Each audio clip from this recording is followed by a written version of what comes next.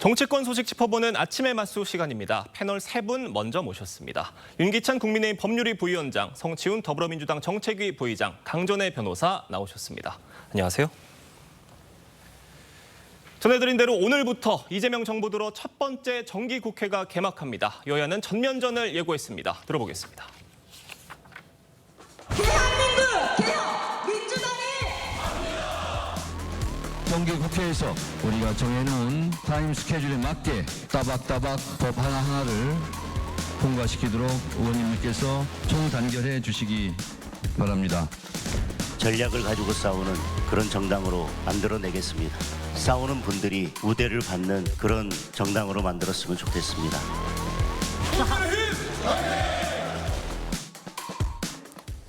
이 따박따박 개혁 입법 통과시키겠다는 민주당, 그리고 전력을 갖고 싸우겠다는 국민의힘입니다. 개막 첫날부터 아주 강대강 대치가 예상이 돼요.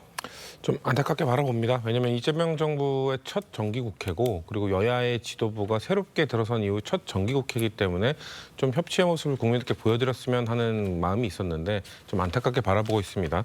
저는 다만 이렇게 충돌이 있었을 때는 당연히 양쪽 모두의 책임이 있겠죠. 그렇기 때문에 저희 민주당의 책임이 없다고 말씀드리진 않겠습니다만, 저는 야당에게 말씀드리고 싶은 부분이 있는데, 그러니까 소수 야당의 한계가 분명히 있거든요. 지금 107석의 의석으로는 저렇게 뭔가 상복 퍼포먼스를 한다든가, 아니면은 계속해서 뭐 거부하는, 이렇게 반대하는 목소리를 낸다고 해도 어쩔 수 없이 그 숫자의 한계가 있을 수밖에 없습니다. 그런 소수 정당은 결국 국민의힘 의석수만 아니라 뭔가 국민 다수의 지지를 등에 업는, 그 힘을 등에 업고 뭔가 민주당과 싸울 수밖에 없을 텐데, 지금 국민의힘 모습이 어떻습니까? 국민 다수가 이야기하는 윤석열 전 대통령과의 절연이나 비상계엄, 내란과의 선긋기, 이런 것들을 제대로 못하고 있지 않습니까? 이런 과제들을 해결하고 온다면 민주당도 언제든 국민의힘과 손을 잡고 협치를 할 준비가 되어 있거든요. 근데 그런 것들을 지난 전당대회를 통해서 해결하지 못하고 왔기 때문에 사실상 이렇게 강대강 충돌로 간 것이 아닌가. 그래서 저는 여야 모두의 책임이 있겠지만 지금 야당의 책임이 좀 더 크다라는 말씀 드리고 싶습니다. 살짝 짚어주셨는데, 오늘 국민의힘 의원들은 대여투쟁의 의미로 상복을 입고 개막식에 참석을 한다고 합니다. 그러니까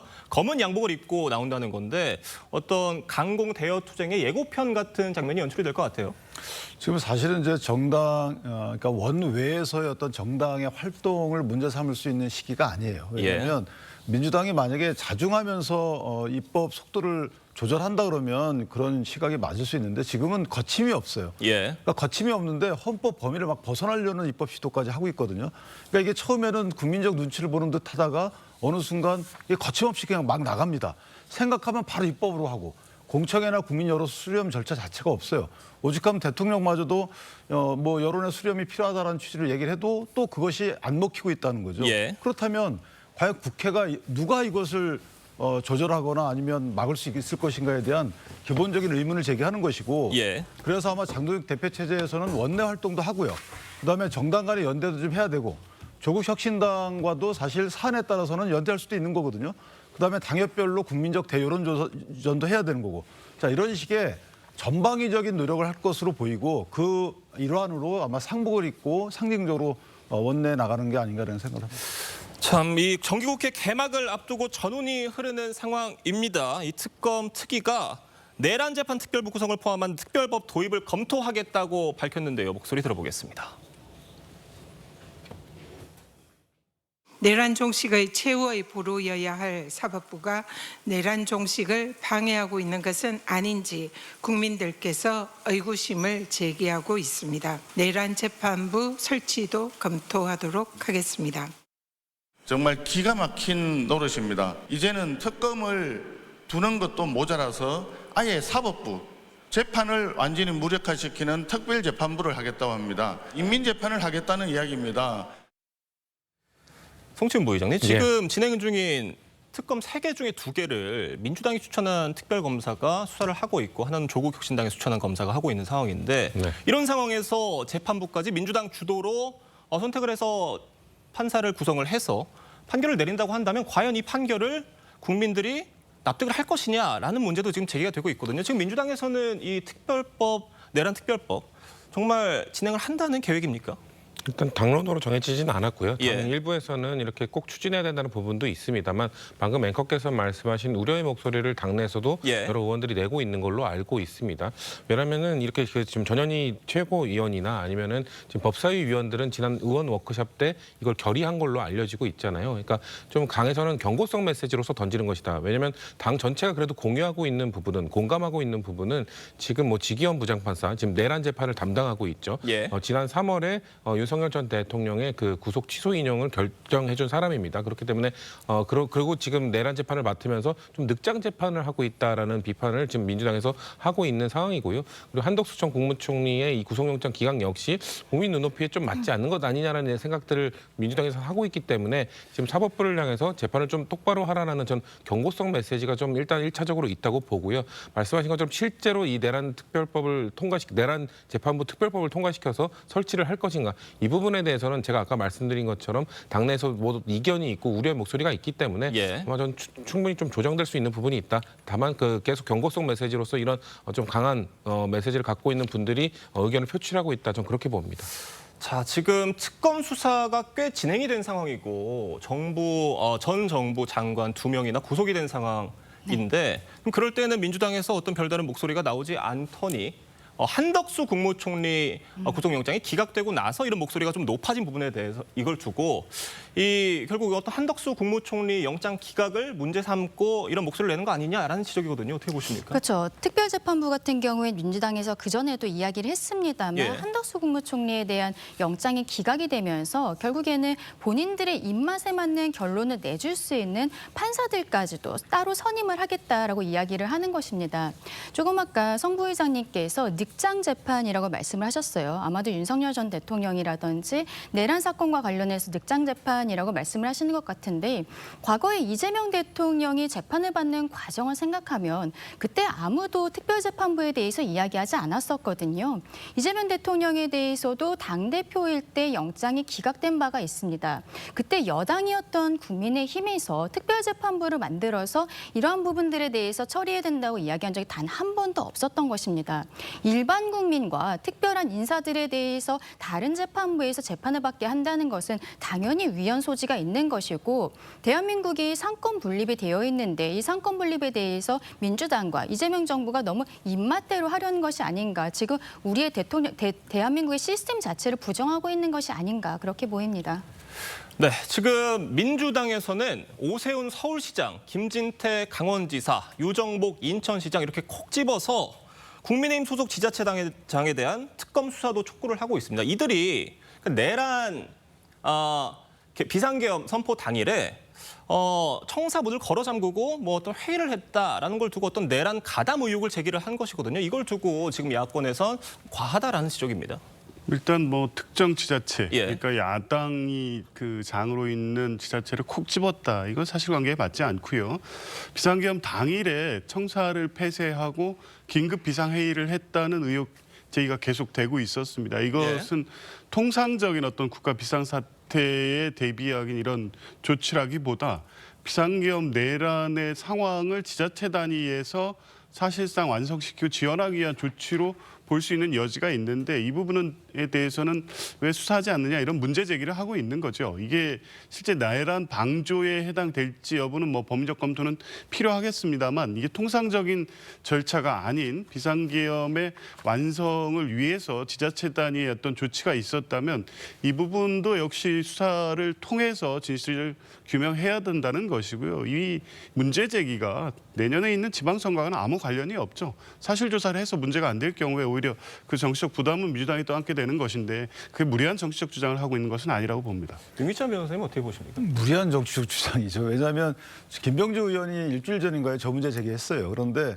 저희가 그 뒤로 돌아가 보면 계엄 선포한 직후에 오세훈 서울시장 등 그다음에 부산시장 등이 계엄에 반대한다는 SNS를 올렸고요. 예. 그다음에 거의 전 지자체가 비상회의를 했어요. 이 부분은 강기정 광주시장도 똑같이 4급 이상 공무원 모아서 비상회의를 했습니다. 예. 청사 방호는 특별한 조치를 한 것이 아니고 야간 청사 방호 규율대로 그냥 한 거예요. 이걸 갖다 그런 식의 프레임을 씌워서 특히 몇 군데 지금 딱 집었잖아요. 저기 누구는 누구 민주당에서 누가 출마할지에 대해서 이미 설왕설래가 다 있는 곳입니다. 격전지고 이게 내란 프레임을 지방자치단체에 씌워서 선거에 이용한다는 것 자체가 저는 개인적으로 이건 정도를 훨씬 벗어났다라는 생각이 들고 그다음 현장 방문까지 한다는 거거든요. 예. 그런데 만약에 그 당시에 통화 내역 등이 있으면 이미 특검이 수사를 했을 겁니다. 그런데 특검도 수사를 하지 않는 상황에서 정치권에서 수사하라고 지금 어떻게 보면 하청을 주는 거잖아요. 자, 이런 형태는 절대 있어서는 안 되겠다 이렇게 생각합니다. 다음 소식도 짚어보겠습니다. 대통령실이 이진숙 방통위원장의 직권 면직을 검토 중인 가운데 대통령실에서 처음으로 이 위원장을 향한 공개 사퇴 요구가 나왔습니다. 우상호 정무수석 발언 들어보겠습니다.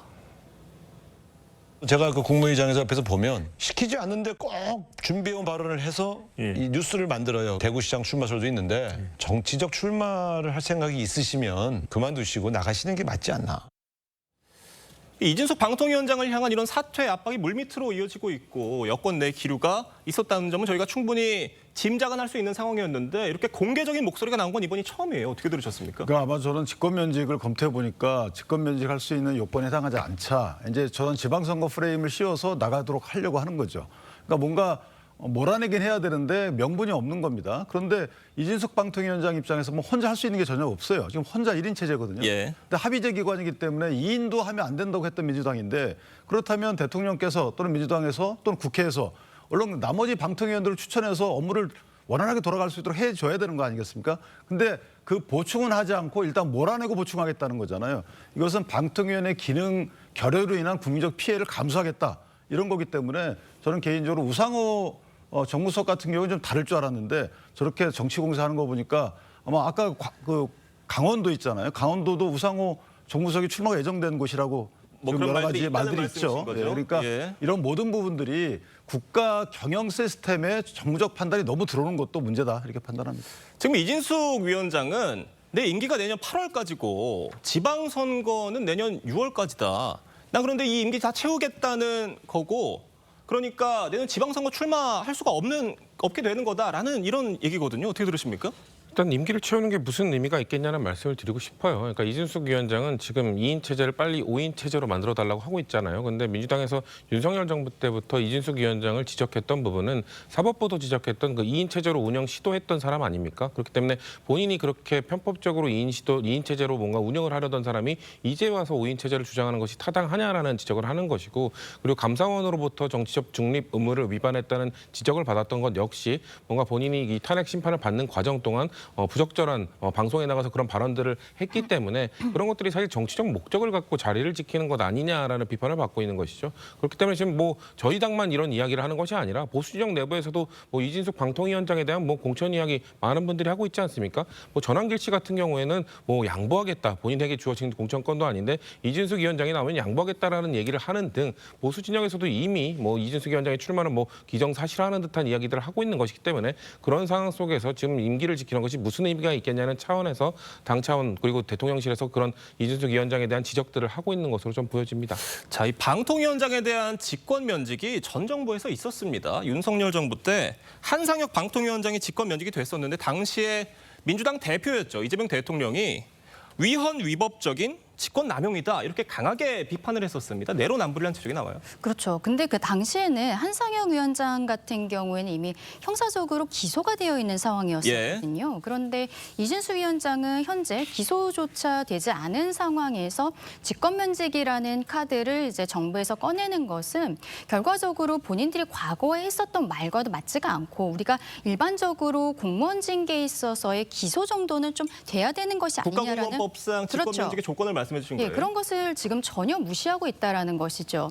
결과적으로는 이진숙 위원장을 빨리 몰아내고 싶은 그 정부의 마음이 있다고 생각을 합니다. 처음에 국무회의에도 들어오지 말라고 했고 휴가도 쓰겠다고 했던 것을 거절을 하면서 이 이유에 대해서 국가적으로 재난이 있는데 방송통신위원장이 휴가를 가는 것이 맞느냐 여기에 대해 언론을 통해서 이야기를 하기도 했었거든요. 근데 바로 그 다음 주 정도에는 이재명 대통령 역시 휴가를 간 상황에서 호남의 비가 굉장히 굉장히 많이 와서 사망사고까지 나와 있는 상황이었습니다.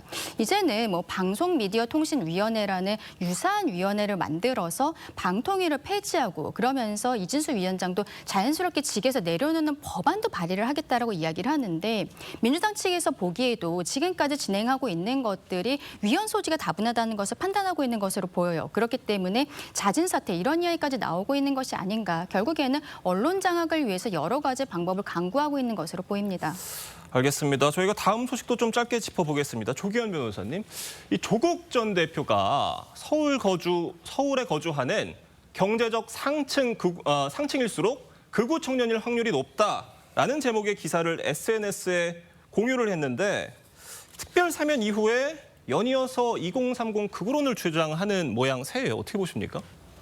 일단은 이 조국 대표의 사면 복권이라든가 소위 말하는 조국 사태의 공정성 이슈의 핵심적으로 2030 세대의 비판의 목소리가 높았기 때문에 그런 부분에 있어서 이게 전체적 여론과 좀 다른 부분이 있다는 걸 설명하기 위해서 이 이슈를 계속 제기하는 것 같긴 합니다. 그런데 제가 보기에는 어쨌든 뭐 적절해 보이지는 않습니다. 이게 어쨌든 현상으로서 나타난 일부의 극우적 흐름, 예를 들면 윤석열 전 대통령에 대한 체포영장 집행 과정에서 맨 앞에 섰던 몇몇의 일부가 있지만 이걸 세대 일부의 극우화론으로 확장시키는 이슈 제기가 이 조국 혁신당 또는 이재명 정부 전체에 어떤 도움이 될까 하는 생각이 듭니다. 만약에 사회학자로서 이걸 분석한다면 의미 있는 분석이라고 볼 수도 있겠지만 조국 전 대표는 이제 정치인이고 또 이 정부의 성공을 위해서 힘을 모으겠다고 하는 상황에서 어떤 특정 세대의 문제 제기를 계속하는 것이 어떤 도움이 될까 하는 생각이 듭니다. 조국 전 대표가 이렇게 2030 청년들과 각을 세우는 이유가 뭐라고 보세요? 뭐 단순하게는 이제 공정에 대한 문제 제기를 하고 있는 거잖아요. 예. 2030은 사실 탈이념 세대입니다. 그러니까 이념에 의해서 정치적 성향이 고착되어 있는 세대가 아니기 때문에 그만큼 이제 민감한 거죠. 그러니까 공정에 대한 문제 제기를 하고 있는 2030에 대해서 본인이 극우라고 몰아붙이는 거예요. 예. 그러면 본인이 어떤 이 공정에 대한 문제 제기하는 것이 이념적 성향에 기초한 국민들이 볼 때 이러면 안 된다라고 본인이 어떤 낙인 찍는 효과가 하나 있는 것이고 또 하나는 이제 본인이 가만히 정치형 상황을 보니까 이게 그 팬덤이 없으면 안 되겠거든요. 그러니까 팬덤을 만들어가는 과정인데 이재명 대통령도 민주당에 대한 팬덤을 뺏어오는 과정이다. 저는 이렇게 판단을 해서 자 본인이 정치적인 공간을 넓혀가는 건 좋은데 그 불공정에 대한 문제 제기를 극으로 이렇게 낙인 찍는 이거는 글쎄요. 이 국민적 시각에서 볼 때 정치를 꼭 이렇게 하셔야 되나요?